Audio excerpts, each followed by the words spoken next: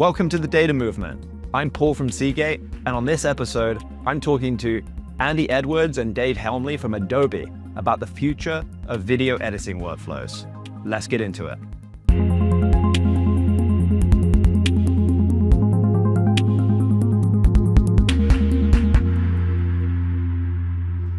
Dave, Andy, so good to have you guys here on the show. You guys, I think Adobe, it's such an iconic brand. First of all, you guys have been with a company for so long and so many cool stories to uncover from the pair of you, and excited to dig into that. But Dave, I'm gonna start with you. Yeah. 30 years. 30 plus years. Yeah, it's been there a while. So that's been it's a nice run. A wild journey as well, right? And amazing. What are you seeing today in terms of how things are playing out that are having impact? I think it's a good question. I mean, obviously AI, I'm sure we'll dig into that a bit on the chat today.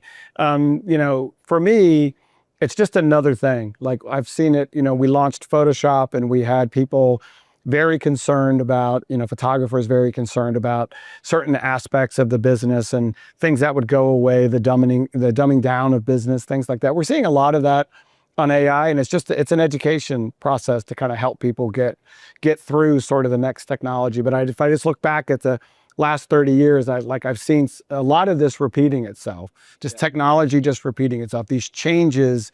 And a lot of times there's a lot of change for good. Right.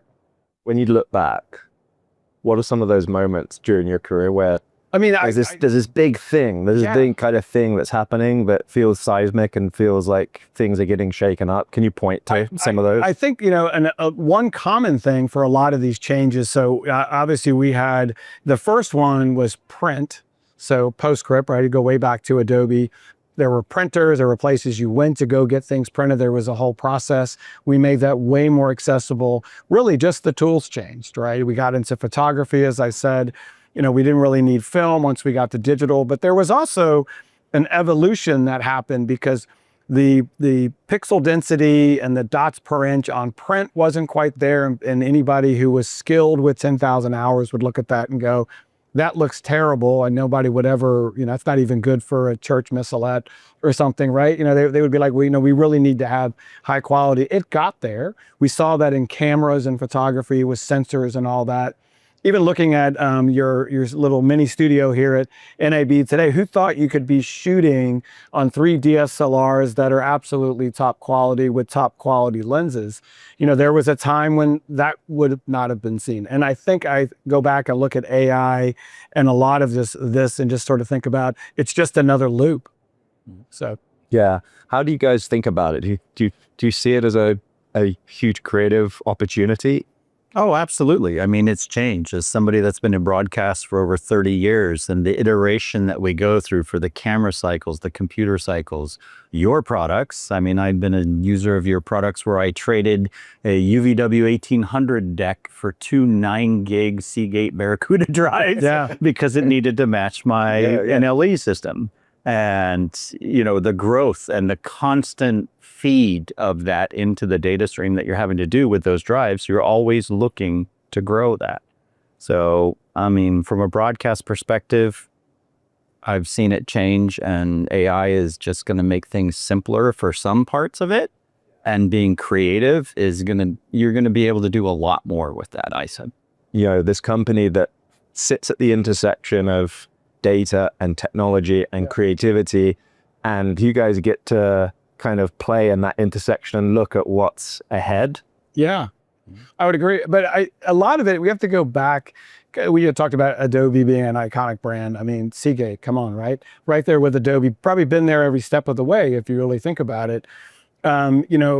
Just the changes that we see around the creative tool process, it's all about the partners. Like we can't do it all, right? So we need those technology partners to come in. We even need software partners to come in to make our software better. So to create, this ecosystem that we see here at the trade show today and even other trade shows, it is really a community of people, a collective of people that come together to build a sort of a better tool set for the creator. I think that's a large part of what makes this possible. Yeah, I mean, partnering with all of our partners every time, my customers, they might use different brands, but ours is at the core maybe. we're just going in and we're going, okay, we're going to talk to our partners. We're going to solve this problem for you because they're using a lot of different products of ours. And just having that relationship is important with your brand, you know, from storage perspective, and it's great. What I've always admired about Adobe is just how close you are to the customer. Like everything that you guys do feels customer centric. And one of the things that have always inspired me is from that customer centricity, you're plugged in to what the customer's needs, and the democratization of creativity to a large extent has been driven by companies like 100%. Adobe, right? Mm-hmm. So what are you seeing from customers? What are they asking for that is kind of making you think about? I think the first thing to recognize, and kind of talking about jobs and fun and all that, you know, we are a pretty specialized team at Adobe that we've been given the bandwidth. We work for engineering and part of that team. The partner team that sort of, you know, manages like relationships like Seagate are also part of our team. So we're all kind of one group under engineering. We get to go to the customer. You know, this is a non-sales operation, right? Customers trust us. We can get in there and just say, okay, tell us what the tool is not doing. You know, and it ranges from you don't support this codec, or you don't allow this feature, or some sort of translation, whatever the feature is. We bring those back to engineering just for that touch with the customer. And then we get to go back when the product either gets updated or a change happens, or in a lot of cases with Andy, he finds a bug and he gets a bug fixed. We get to go back to that customer and say, you know, you helped us with that problem. And we actually make a point to do that. We will go back and say, remember the feature you added? We got this feature in there. I just actually updated a friend of mine here at the show because I got a feature added in the product that he was specifically looking for. So that's one way I think that we kind of maintain that relationship. And I think Adobe overall as a company wants to hear from customers in all sorts of forums and things like that. What do you think? And the key thing for me of doing this role is I love to investigate the problem. I want to dig into it because something happened in their environment, and we want to give them the best digital experience of our products we can. And that's something that's a challenge. But boy, when you see them, I talked to Andy for 10 minutes and we've solved that problem that's been a pain point for a while. That is the joy I get. And then carry that back to our product team and go, you guys fixed this for this customer that's been a pain point. And they are so happy, and share it with the team. Because it's a joint effort. And Andy, to your credit, I would also say something to the fact, and he would often say this, he or she is probably not a one-off. Yeah. Like they were just the first one to come forward to manage to talk to Andy. So we probably fixed it for 10,000 people. Yeah. I mean, you never know. So that also is another feel goods. Video. Yeah. You guys do a lot. You play in the video space. Is a huge driver of our business, and we believe will continue to be. So let's talk about video. What are you seeing in the video space that's, you know, driving the future of video content creation? I mean, I think, you know, not only do we need more, we started out with megabytes to gigabytes and now terabytes.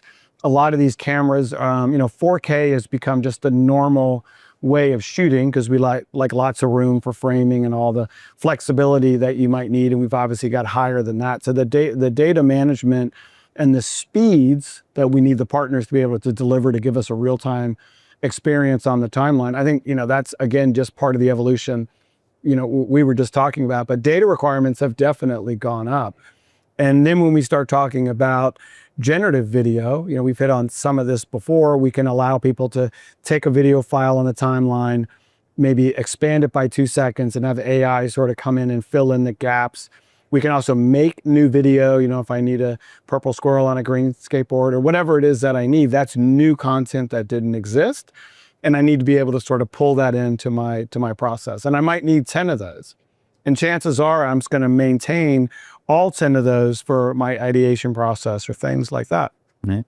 I just see growth, nothing but growth. The creatives are going to explore things with our products. Give, for example, boards. You can storyboard something so quickly, and you're just seeing all these different iterations from Firefly if they're using our products, and they're just iterating, and that creates files and files and files. And having to manage that is going to be the challenge I see in the future. Yeah. What strikes me as interesting about generative AI is, and its impact on data growth, when you compare it to traditional video capture, where you're out in the field shooting with a high-res camera, the impact on the data creation with generative AI feels like the inverse, in that you're starting with a very low-res format. Yeah. But then there's this kind of multiplying effect as you take it through your tools and the production workflow, and it grows and expands. And you have a great talk track for this? Yeah, yeah. I mean, there's a lot to think about there. So we went up and we said, we need an image of, two people surfing, at golden hour. Give me a 50. This is like an advertising use case, right? Exactly. A great point. 50 millimeter lens on a dolly shot. Now you can talk to AI that way, or you can make it real simple, right? So AI will handle that either way. And it creates this video, and I've got the one that I like, and it creates an MP4 in 4K. We're already getting the request just to try to see where this is going. As we go through the ideation process, and maybe it took me 6 to get the one that I wanted, now I need that in a ProRes, right? So either I'm gonna flip it on my computer and try to figure that out, or we're working on this now to make sure that I can do that when I say I wanna commit, make me a ProRes. Now, on a legality standpoint, because this is always the question, I need you to show me a path of how you got to that asset. So really, none of that process gets thrown away. In many of these use cases, you have to be able to show your work and prove your work. All that could maintain in a folder, in an asset folder somewhere that shows the ideation process was mine. And then we could also get into just archival. So people are now bringing tapes. We got to get those to archive. We have to do what's called media intelligence. So I can scan that data and figure out that there are, 3 people in a room, talking about whatever, right? And that's called vector data. This media intelligence, that's even more data that gets put, and it all started in an archive. Maybe somebody digitized that before, but we're like, okay, I need you to take that old digitized version you have, upscale it to 4K, do media intelligence. Well, that's now 3 separate data files. So this is where I say, I think, the storage requirements are not going to go down, right? They're only going to go up. And I just need ways to find that data, or find that even that one clip or that one shot or that range of shots that are in there. And I need to be able to show where that start and where it began for just content authenticity. I mean, Andy, any thoughts? And just how you go from a still frame to an HD frame, a 4K frame, that's just going to be data growth. And having to manage that in a sense of, you can do it with our tools, you can do it with other tools. It's something that you got to get a hold of now, because it's going to continue to get higher. And you brought up a great point, Andy. You start with a still image. Mm-hmm. Here I have you sitting in a chair. I take a still image. Maybe you're a stock photo, right? And I didn't get the shot that I needed, and I needed you to change the position of your legs. And I just tell AI or make you lean the other way, turn your head, and turn it to video. So now I started with a very small file. I did my AI thing, showing my work, and now you want me drinking water. Well, exactly. Yeah. And by the way, the physics, if you've been watching what's going on, are getting really good. So again, the data requirement from one still picture, right, Andy, all the way up to video. Yeah. When I think of Adobe, I think creativity, right? Democratization of creativity. How do you guys think about that in relation to the creative process that we just went through? Like, how do you reconcile? I mean, I think for the devil's advocate is like, what you're describing is actually like anti-creativity. How do you guys 100%. And it's something that we answer questions on every day. And again, this is just part of our culture at Adobe. We certainly want people to continue to use the tools. AI for good, right? We want to make sure that the person with the 10,000 hours, kind of as I mentioned before, they know the creative process, they know what looks good. So long as we can make the tools for them to drive it the way they want to do it. I call it, we have a product called Firefly. Yeah. So that's not only a website that you can go to and do all the Firefly tools. It's also an image model, so it's both. And I use the word Firefly like a verb. So if I'm in a product that I'm Fireflying, I want to be able to Firefly Gen AI by layer. So that when I can do that in Photoshop, and we have been talking about doing it, which we will be talking about this later, bringing this to products like Premiere and After Effects, being able to do generative media by layer puts that creative in the driver's seat. I'm in full control. AI kind of got me where I needed to go. And if you've seen products like Nana Banana inside of Photoshop, I can move things around. I can turn my head this way. I can turn my head that way. That really is putting that person in control because something just doesn't look right. Let me use AI to help me nudge things the way that I would normally nudge things in a product like After Effects or Photoshop. And from a brand perspective, we put guardrails into that. Right. So this is like enterprise use case. Right? Use case, yeah. Our Foundry models, if we have enterprise use cases where, we'll partner with a customer of ours and they'll be like, we want to train just on our data. They'll use our foundation model and they'll be able to control that their assets are in their possession and it's trained on the way that they want it done. Yes. So it's a good thing because there are other models out there that are just freewheeling, and we want our customers to know that we're protecting your use of our model. Yeah, and with all the changes I just mentioned, with moving things around and all that, one of the things that we should let your audience know as well is we have a content authenticity group, and there's a term that they'll learn about if they haven't learned about it yet called C2PA. And we have a person at Adobe who's responsible for that. So some of our partners on the camera manufacturer side want to make sure that when your camera operator here hits that red button, there is no AI from start to finish. And when that gets into a Premiere timeline, you do whatever you need to do to it. And when you export that out, all the content credentials follow through. So when that gets posted somewhere, we know that that content is right. Or if we did need to move your head from left to right, then I could go in and say from this frame to this frame, AI was used. And then there's a judgment, was that used for good or was that or not? So I think there is a ton of things that we're doing, even on the responsibility side, keep the creative in the creative zone, but yet keep the lawyers happy to know what was going on in that process to protect the person and the media. Yeah. And Andy, I want to go back to something you shared, because you talked about customers training the software on proprietary our foundation, right? Or our Foundry model. Yes. Foundry model. And but the thing I was most curious about was the data sets that the model with the Foundry model is trained on is the customer data. Yes. Right. Yeah, they're in control of that, and a certain show, which I can't say, would bring their assets into it, and they would be able to generate assets from that show. This is a mainstream show that's running at the moment. And we have a lot of them too. Right. We have animations to where they'll take their IP. Let's just say you have a show that has a lot of castles in it, and those castles look like they need to look like, and there's characters and there's names, animals, whatever that is, and we need those to look like certain things. And I would say, I think, Andy, we're seeing most of this is being used for ideation and sort of setting things up, or we're starting to see them be able to fill in quick shots, kind of here. And again, it all goes back to that data's got to get stored somewhere. So not only do we have the training data, right, Andy? And they're storyboarding. They're using it from the creative process. They're going, I don't want to have to draw this every time, but I want it to be correct based on our model that they train, So the kernel of creativity is human inspired, and absolutely what you're describing is just kind of filling in gaps and accelerating certain parts and giving them tools to ideate faster and be able to do faster turnaround. And it's not removing the artist. The artist is the key. They have the vision.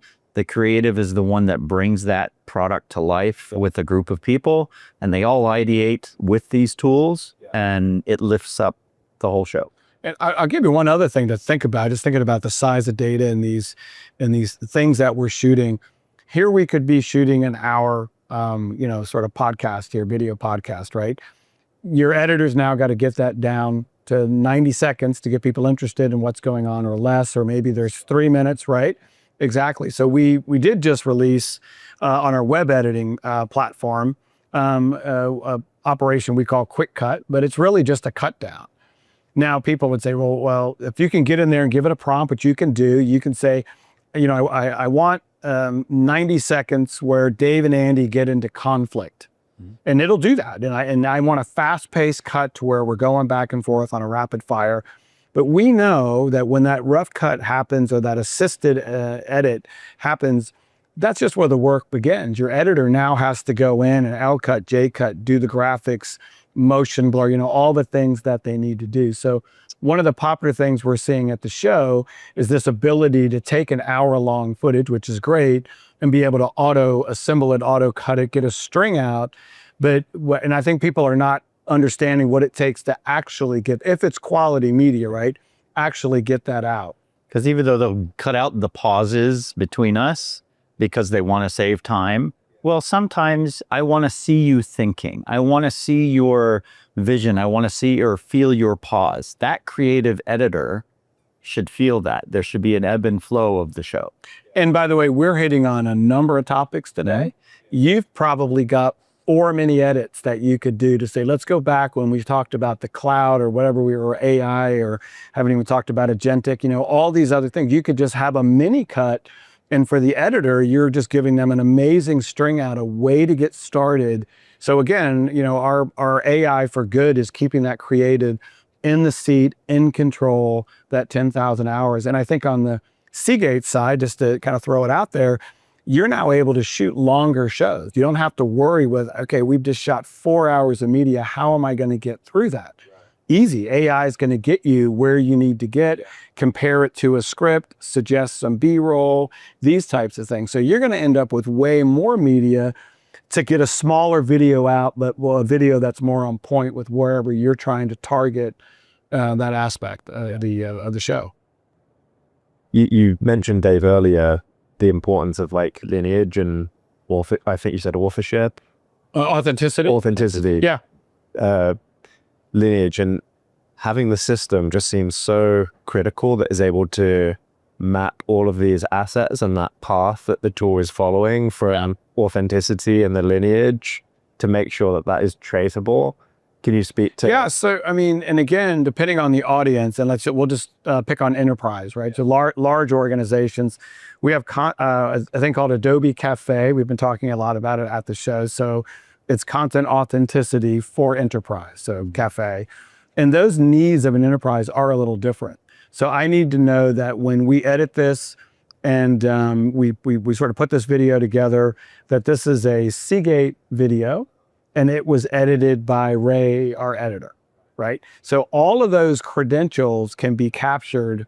So if that video ends up anywhere, and again, content authenticity is more than just saying, was AI used, right? There's lots of different, whose property is that? So this is a way to tell where this video came from. Now, we can take it down to the editor level if there's a lot of knobs and switches you can turn on in this environment, but I think that's going to be a big part of it. So was there AI used? Whose property is this? Again, if it's property of Seagate, anybody, by the way, that ends up with a video, maybe they downloaded it somewhere, will be able to drag a video into the content-authenticity.org site, and it'll come up and tell you everything it knows about that video, assuming it wasn't altered, and it would say verified or unverified. There is sort of a blockchain of information that it knows, and that's only getting growing by just members joining this. So not only cameramen, members, you've got news agencies that are all joining this content. Who's behind the initiative?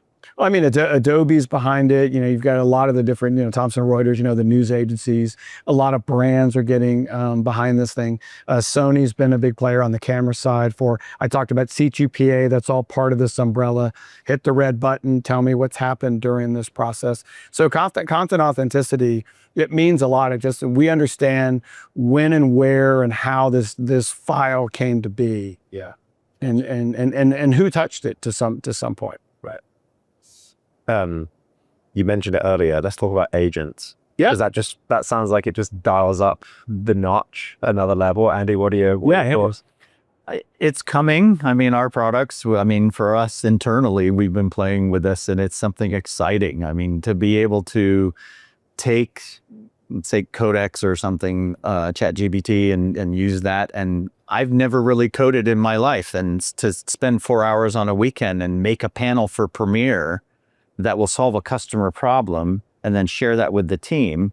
It was exciting. I was like, I made that, It's something new, right? and it's something new. And I share it with the team. We make it better. We expand on it, and then we push it out. But it's changing everything. Agents are going to be in so many products. I see. Yeah, I think just to expand on that too, for people that aren't familiar with what agentic is or agents, right? Kind of the same thing. It is, as Andy said, it could be ChatGPT, Anthropic. We just sort of announced a relationship there just this past week. And what does that really mean to the creator? There's two kind of paths we're taking that we're talking about in the booth. Imagine that I don't know Premiere as well. I don't have Andy on call all the time that he's sitting next to me. It's going to allow me to talk to the application. Can you set me up a timeline with 8 mono tracks? And I've got make all my red media red, make my RE media green. You can kind of set it up, and I need time markers to go out, analyze this, show me everywhere a slate, tell me everywhere we clapped our hands for a check. So it just talking to it, it'll set up a project. And at the same time, agents will be able to help you quick cut and be able to say, give me a fast pace, give me some graphics, do this. So the creator is really kind of just talking to the application, but they're still in control in that creative seat. So agents are just another way to interact with the application.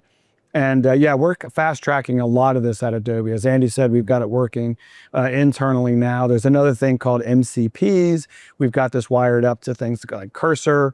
I think this time next year, the heads are going to spin with what you're going to see the apps to do, or what the apps are doing. But at the same time, they're the apps that you know and love. Because people don't want another app that's limited, that's maybe cloud-based. I want to go back to the desktop. And stay within their ecosystem that they're familiar with. So there's a singular agent or just different specialized? So agents call on other agents. Great point. So this is one AI calling on another AI that can do that job better. And it's up to the AI to try to figure out, for this function, I need to go talk to this AI agent. So they're all kind of working together, but you, the creator, don't really need to know any of them. Right. You're interfacing with Adobe agent, and in the back end. And we've got it creating, just sort of in the labs experimenting, we've got it creating storyboards for us. I can go in there and say, I want to pick this actor and I want to put him in a TV show that I know, and it'll just do it. And it actually goes to Google, finds the actor. I don't have to go grab a picture, drag it in there. It'll confirm and say, is this who you're talking about? I'm like, yep, that's who I'm talking about. Put him in this situation, put him with pink tennis shoes on, whatever it is. And it just starts building out. Then I can say, read this script, and it just starts building out a storyboard. Yeah. There's lots of tools that do this on the web today. So if you haven't seen this, you can go out and have a great time. There's products like LTX Studio and a bunch of them that have been doing this for a while, which is awesome. But imagine that inside your application at the time you need it. So I want to Firefly, right, my verb, and do it, these AI edits at the time I need it, when I need it, right? I don't have to stop what I'm doing, go out to a website. I want to Firefly right on the timeline when I need it. If I need to up-res, or I need to create these assets, or any of these things. So this is, I think, as Andy said, it's kind of a new toy. These agents are giving us this ability to create all this new content. And as we've been talking about on the show, the need to have more storage. And I got to be able to find that stuff, because I got to be able to see, where did all this go? I want to go back to those items that I created yesterday, right? So these are items that I need to retain. Yeah. What are you most excited about? Andy, what's kind of next? Just where we're going to go with this is going to give such a wide perspective, or cast a wide net, shall I say, for all of our customers to help improve our products, but also improve for them. They're going to have a lot of choices in the future, and I'm excited by it. I mean, as I said, just coding at home on a weekend to make something out of nothing and see it. That was the change for me in the last couple of weeks, where it was like, I can do this now. I don't have to go to university for 6 years and, train and do 2 degrees just to learn that.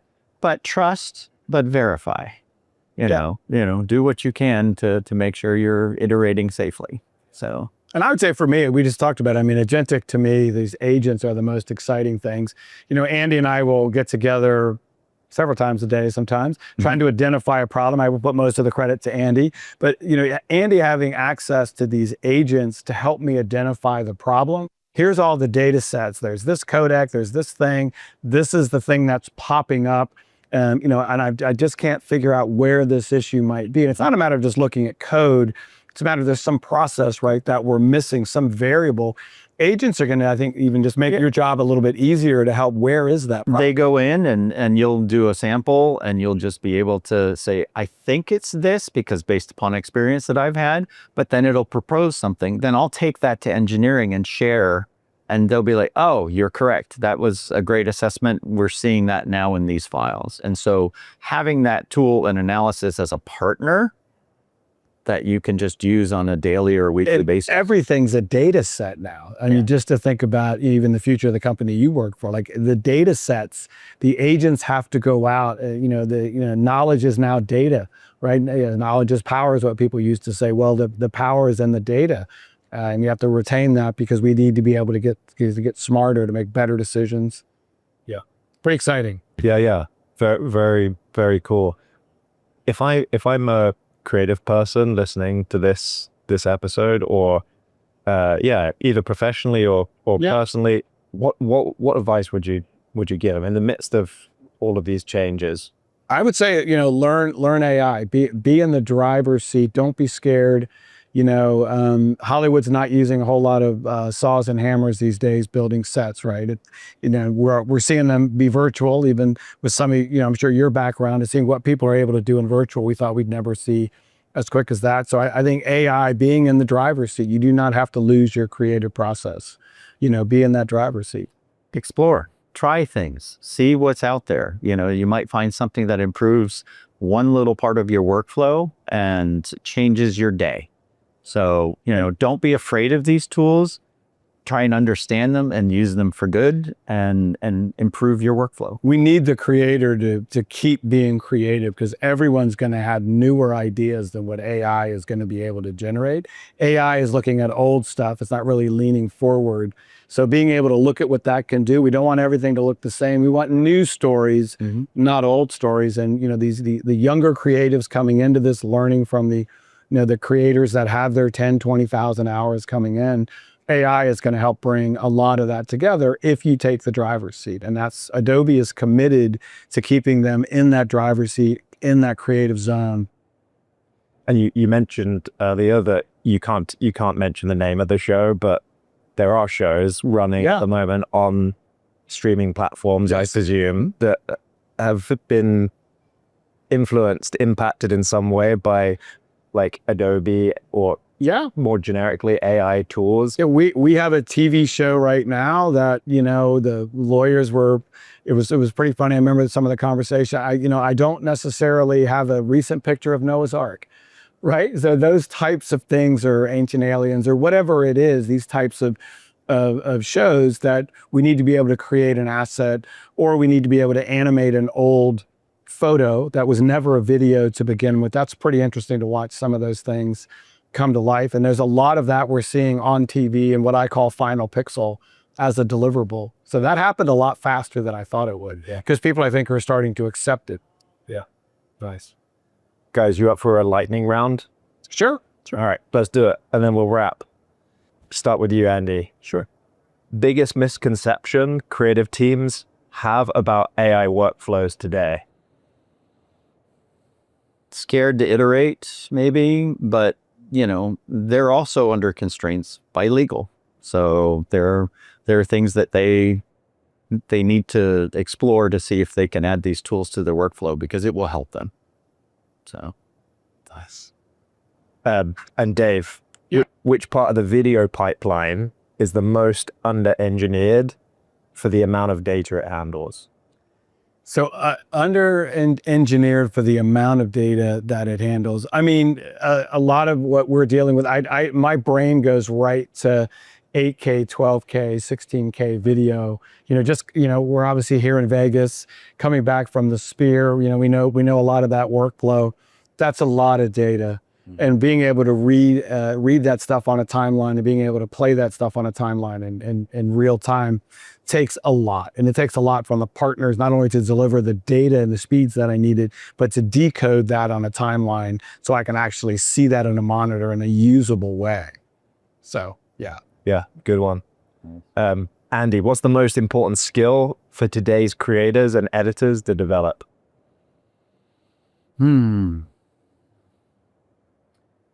Explore, is back to my core thing from the creative side. Don't be afraid to experiment. Curiosity. Do you use your curiosity? I had a customer come into the booth and, I want to be a social media influencer. I want to do this. Just taking time to explore what your avenues are, what our software can help you with is something that, if you're going to try and please everybody, you're not going to please your heart. So follow your heart, go after it, explore, put in the hours, put in the work, and just, don't be afraid to fail, because when you fail, you learn. So nice. Good one. In a good way. Yeah. Right. The most common points of failure in building on the failing theme, the most common points of failure in a video production pipeline.